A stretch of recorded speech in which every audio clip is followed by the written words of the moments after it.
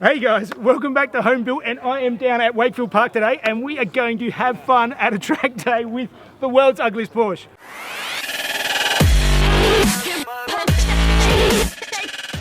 So as you saw in the previous episode, I went through and I've just done the basic things to get it on the track. I didn't want to mess with the horribleness that is this car too much before I get out there, but we're going to see what it does. It makes a lot of noise, but against everything here, I am pretty certain this is going to be the slowest car on the track. But that won't be the intention going forward, so we'll just see. I've already been out with a couple of exciting laps with our tamed racing driver for the series, which is Spike, who is actually ex F1 test driver. So it should be interesting to see how I go against his times and just give it a go. So let's saddle up and see what we can do.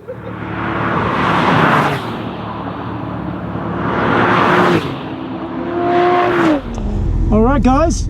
Well, I am getting ready to head out, so let's go and see what this thing will do. I am scared.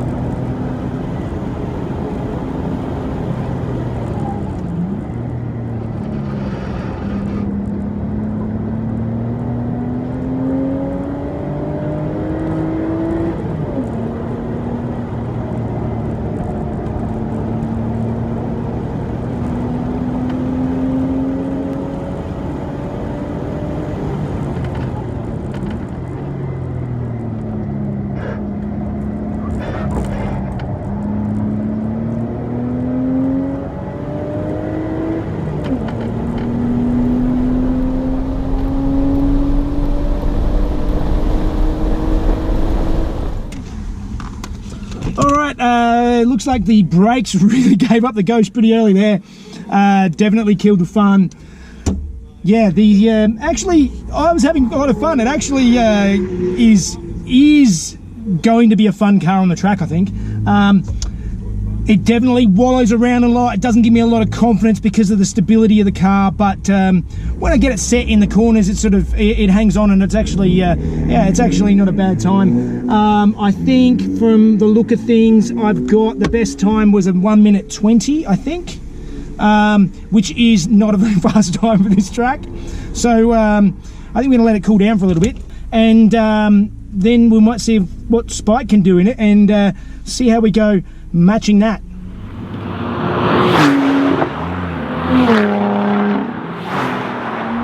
Okay, so I just went out with two of us in the car. Spike, his time with two of us in, and it was already hot with warm brakes. He got a 1:18.2, so he's a lot faster than I am. We're going to take the car, just let it cool down for a little bit now, and then I'm going to head back out and see if I can do a little bit better. Maybe take Spike with me and get some pointers.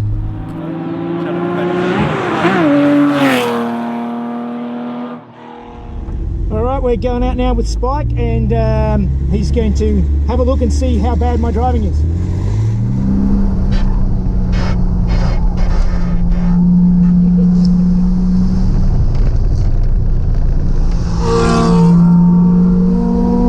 Hold it out, like close to the wall a bit longer. More here? Yeah. Now too. Right here? Okay. Oh yeah, much straighter braking.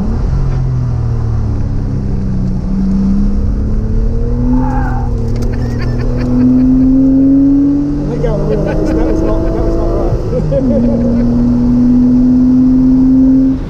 Alright, well, initial thoughts. I went out, as I said, and I got my best lap.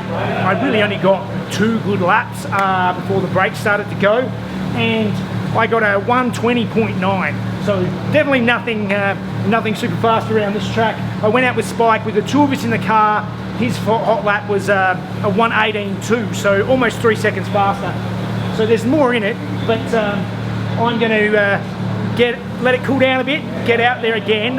It is scrubbing a little bit, so I need to see if I can get under there and sort of work it back, and then we'll give it another go and see if we can go a bit faster. All right, this wheel is really starting to scrub pretty badly, so I'm going to have to take it off and see what I can do about tidying up whatever it's hitting on. So time to jack up, get it off, and have a look.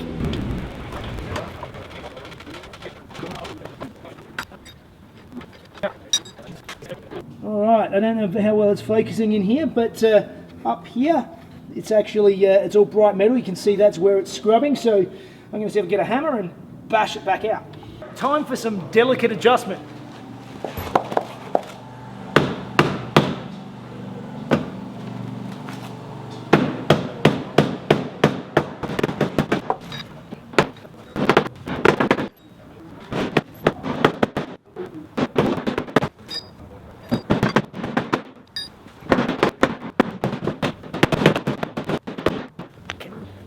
Delicate. Alright, after that little bit of delicate adjustment with the hammer, we'll see if it's still scrubbing. I'm going to get back out on the track.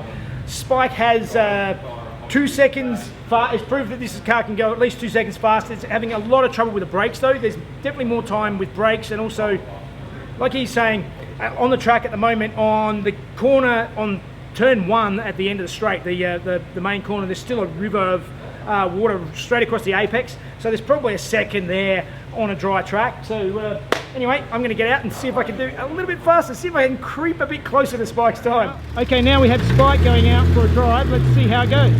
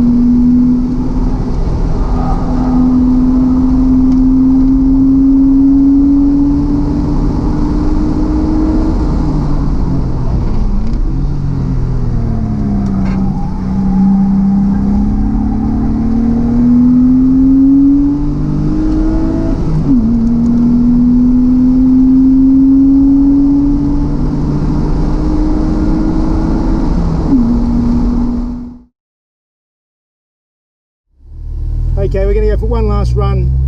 I'm in with Spike, and we'll see how much better. The track's dried out a fair bit, so He might be able to go better, but he's got me in the car, so we'll just have a look. I reckon you got one more good lap in it, maybe, with the brakes.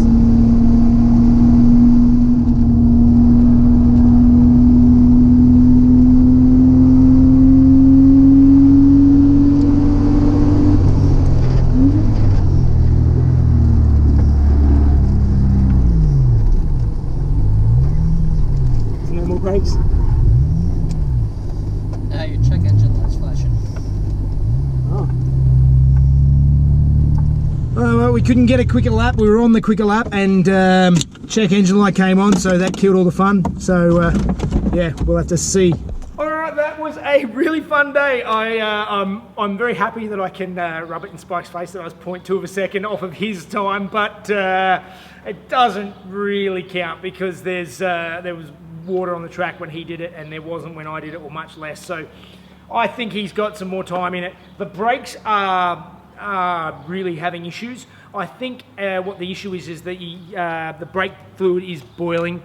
There is also a booster issue. There's something funny going on when I touch the pedal. It feels like it sort of sucks the pedal down a little bit. I think it might be something to do with a seal in the booster, something like that, that's sort of over boosting the brakes and sort of touch them and suck them on. It gave me a couple of hairy moments there when I just wanted a dab of brake and it would suck it and I got a bit sideways. So it was a whole bunch of fun. It's so fun having a car that I care less about, that I can have fun in and not, I'm not risking the something that's very expensive and I can't afford to fix. This, if something breaks, I'm going to be upgrading it anyway. So I am having a ball. Yeah, there's lots of time left on the table, so hopefully you guys come along with me when I start lightening it up and doing some of the modifications I've got planned on this. The plan for this build is, I've set my base time now.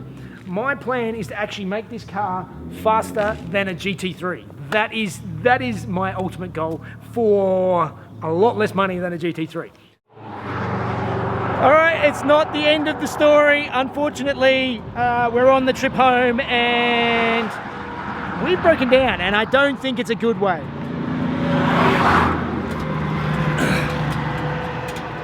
Yeah, there was making a lot of noise and it's gone pop. I think we might have a dud engine here, so I'm gonna have to get a lift home with Spike, go and get the car trailer, and then come back and pick this up. So I just got home, started getting ready to grab the car trailer, and then I noticed that the wheel was really loose and wobbling on the trailer while I was checking to see if everything was right. And it turns out that the bearings were completely shot. I obviously didn't notice last time and they've fallen out. But what I've done, as everything is closed in a pinch, is I've gone over to the other trailer, and thankfully it's the same type of bearings. So I'm just stealing bearings from one trailer to put in the other, grease them up, and they only have to last about 100k. So hopefully it will get me out of trouble. That was what's left of the last inner bearing and seal. It's just completely gone.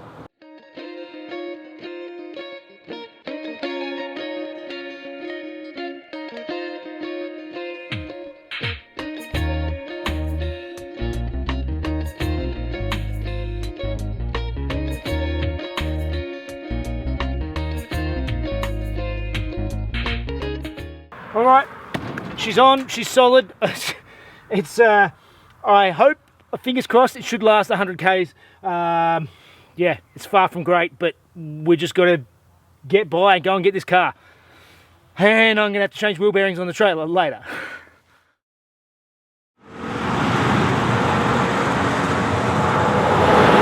At least I thought to bring the tow hook out of Archie to help makes it much easier.